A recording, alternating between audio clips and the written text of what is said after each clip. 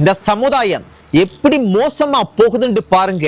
இன்றைக்கு 33 வயசு இருக்கக்கூடிய இளம் மனைவியும் அந்த மனைவியினுடைய 35 வயசு இருக்கக்கூடிய கணவனும் கையும் களவுமாக கைது செய்யப்பட்டிருக்கிறாங்க. எங்க வச்சு இவங்க கைது செய்யப்பட்டிருக்காங்க? இவங்க யார்? இவங்களோட பின்னணி என்ன? ஏன் கைது செய்யப்பட்டிருக்காங்க? சகல விஷயத்தையும் நான் உங்களுக்கு சொல்றேன். அது மட்டும் இல்ல, யாழ்ப்பாணத்துல கோப்பாய் போலீஸ் பிரிவுக்குட்பட்ட ஒரு போலீஸ் நபர் ஒருத்தர் கைது செய்யப்பட்டிருக்கார். ஏன் கைது செய்யப்பட்டிருக்கார் என்று பார்க்க போனா, இவர் தான் குற்றங்களை தடுக்கணும். ஆனா இவரே மிகப்பெரிய தில்லாலங்கடி வேலை ஒன்று செஞ்சிருக்கார். அதையும் நான் உங்களுக்கு கடைசியா சொல்றேன். அது மட்டும் இல்ல, கொழும்புல அதிகமான மக்கள் நடமாடக்கூடிய, மக்கள் வாழக்கூடிய பகுதியில ஒரு வீட்டுள்ளுக்கு இளம் பெண்ணை கடத்துறதுக்காக 2-3 நபர்கள் வீட்டுள்ளுக்கு புகுந்து துப்பாக்கியெல்லாம் காட்டி ஒரு இளம் பெண்ணை கடத்துறதுக்கு முயற்சி செஞ்சிருக்காங்க. Just missed. அந்த பெண்ணை கடத்தி இருந்தாங்கண்டா கொலை செய்திருக்கலாம், வேற ஏதாவது தப்பான விஷயங்கள் செஞ்சிருக்கலாம். என்ன நடந்திருக்கு யாருக்குமே தெரியாது. இதனுடைய பின்னணி என்ன? இந்த விஷயத்தையும் நான் உங்களுக்கு தெளிவா சொல்றேன் சொந்தங்களே.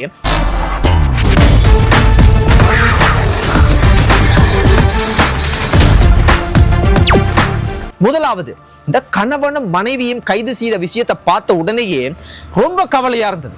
ஏன் இப்படி இந்த சமுதாயத்தில் இவங்க எல்லாம் இப்படியான பாதையில போறாங்க அப்படின்றதுதான் எனக்கு தோணுச்சு. ஏண்டா அதனுடைய பின்னணியை பார்க்கும்போது உண்மையாகவே அவ்வளவு கவலையா இருந்தது.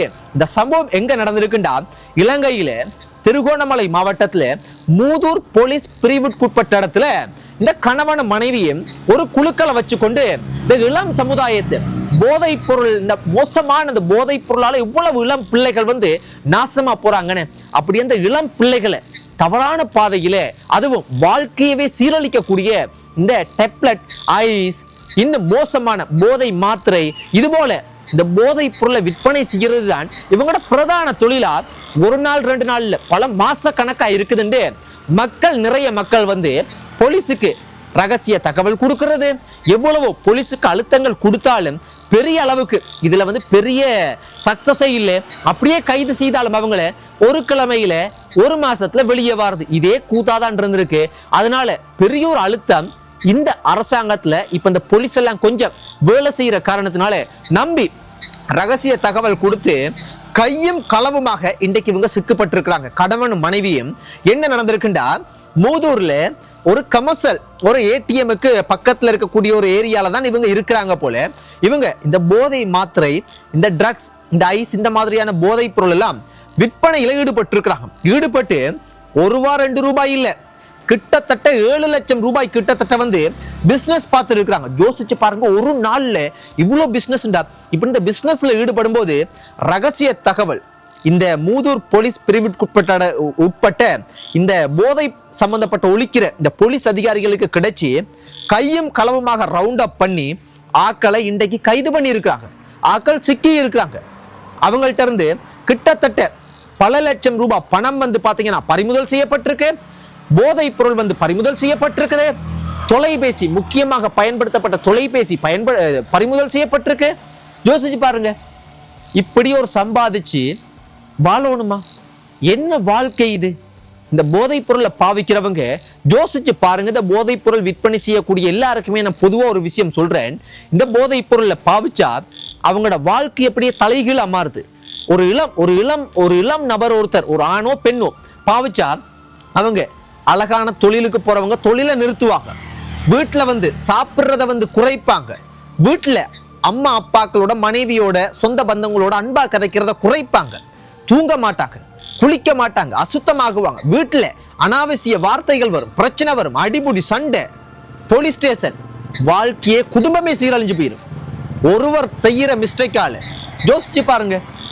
ரொம்ப பாவம். நீங்க இந்த உலகத்துல தப்பிக்கலாம், ஆனா அந்த போதைப் பொருளை விற்பனை செய்து அந்த பணத்தை சம்பாதிச்சு அதுல அழகான வீடு வாசலை கட்டி வாழ்ற வாழ்க்கை, உங்களுக்கு ஒரு திருப்தியான சாப்பாடு உங்களால சாப்பிட முடியுமா? எவ்வளவு பாவமான வாழ்க்கை.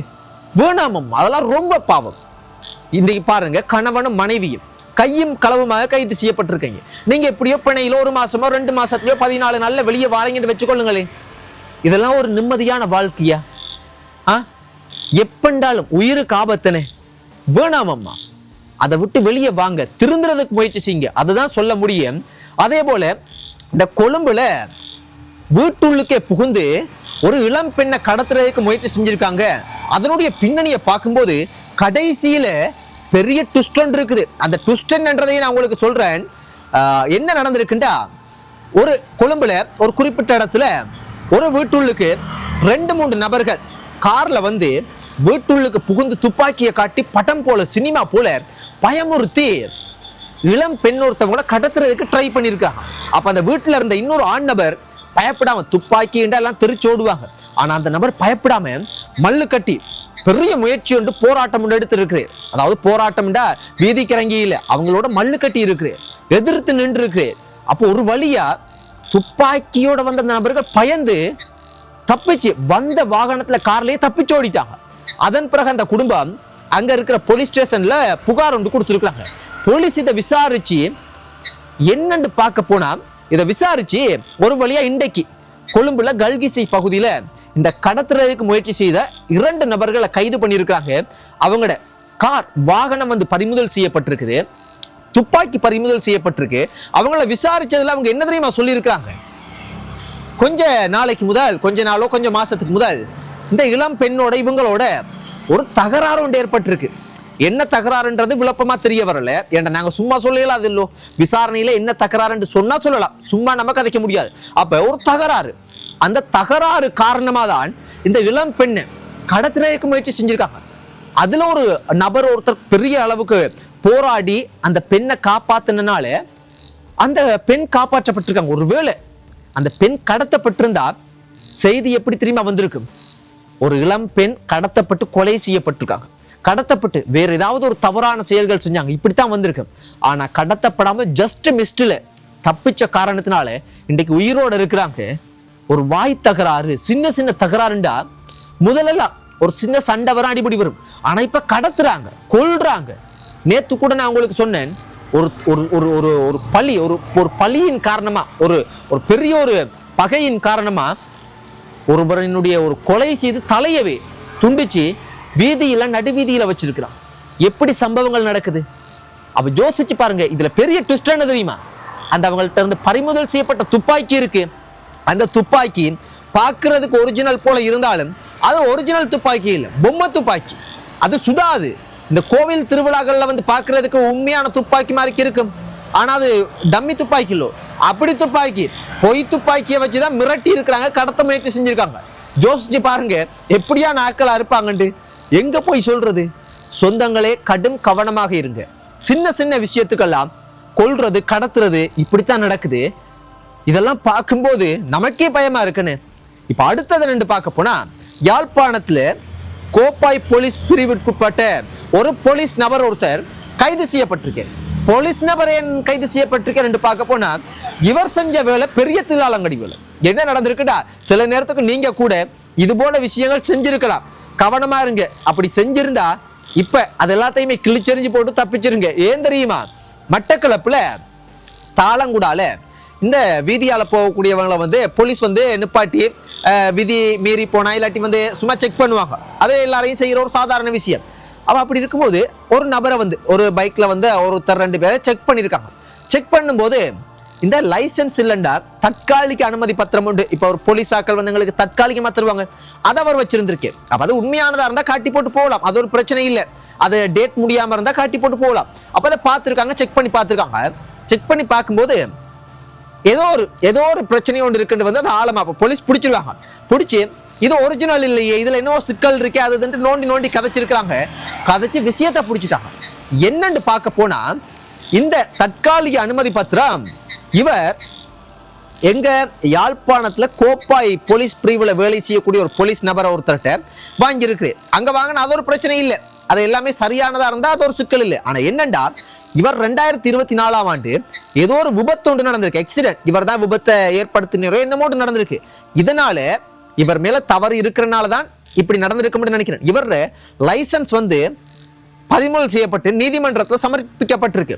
அப்ப இவர் வந்து வாகனம் ஓட்டணும் தானே, அதனால இவருக்கு தெரிஞ்ச போலீஸ் கோப்பாய் போலீஸ்ல இருக்கக்கூடிய நபர்கிட்ட தற்காலிக அனுமதி பத்திரம் மட்டும் வாங்கியிருக்கேன். அதை வாங்கி சரி ஒரு தடவை வாங்கியிருக்கேன் வச்சுக்கொள்ளுங்களேன், அதை ஒரு தடவை 2 தடவை இல்லை, டேட் ஒன்று இருக்கு தானே, டேட் முடிஞ்சிடும் 14 நாள் இப்படி ஒரு குறிப்பிட்ட திகதி இருக்கு. அது முடிஞ்சோடனே மறுபடியும் நீடிக்கிறதுக்கு 8 தடவை அந்த போலீஸ் நபர் என்ன செஞ்சிருக்கேன்டா, அதை போலியான முத்திரைகளை பதிஞ்சு 8 தடவை திருட்டுத்தனமாக வந்து இவருக்கு வந்து கொடுத்துருக்கிறேன். இது இப்ப சிக்கப்பட்டு பாருங்க, ஒரு வீதி பரிசோதனையில சிக்கப்பட்டு அந்த போலீஸ் நபரை வந்து பாத்தீங்கன்னா கைது பண்ணி இருக்கிறாங்க. அந்த போலீஸ் நபர் கைது செய்யப்பட்டிருக்கேன். அந்த போலீஸ் நபர் எங்கத்திய நபர்னு பார்க்க போனா மட்டக்களப்புல காத்தான்குடி பகுதியை சேர்ந்த போலீஸ் நபர். போலீஸ் நபரை சட்டத்தை வந்து காப்பாற்ற வேண்டிய, குற்றங்களை வந்து தடுக்க வேண்டிய போலீஸ் நபர்களே லஞ்சம் வாங்கி கொண்டு இது போல தவறுகளை செய்தால் என்னண்டையா அந்த சமுதாயத்தை மீட்க முடியும்? இதுதான் நீங்க சமுதாயத்துக்கு செய்யற நீதியான விஷயமா? எல்லாரையும் சொல்ல இல்லை, ஒருத்தர் 2 பேர் இது போல இருக்கத்தான் செய்யறாங்க. இப்படி ஒரு நபர் சிக்கப்பட்டிருக்கிற சொந்தங்களே, இது எல்லாமே இலங்கை நாட்டில் பார்க்க கிடைச்ச முக்கியமான விஷயங்கள். இதெல்லாம் பார்த்து போட்டு செய்தியாக கடந்து போகாதீங்க. செய்தியாக கடந்து போனீங்கண்டா இதெல்லாம் ஒரு நாடுன்னு ஒன்று இருந்தால் 4 விஷயங்கள் நடக்கத்தான் செய்யும். அப்படி நினைச்சீங்கண்டா நாளைக்கு அந்த 4 விஷயம் இருக்கு, அந்த 4 விஷயத்துல நீங்களும் ஒரு ஆளா இருப்பீங்க. அதனால செய்தியா பார்க்காம இதெல்லாம் நாட்டில் நடக்கிற உண்மையான விஷயங்கள் அப்படின்னு கொஞ்சம் நீங்களும் என்ன செய்யணும், நீங்களும் இதை விழிப்புணர்வாக எடுத்துக்கொள்ளணும். நன்றி சொந்தங்களே, இப்படித்தான் நாட்டில் நடக்குது. குட் நைட், ஸ்வீட் ட்ரீம்ஸ், பாய்.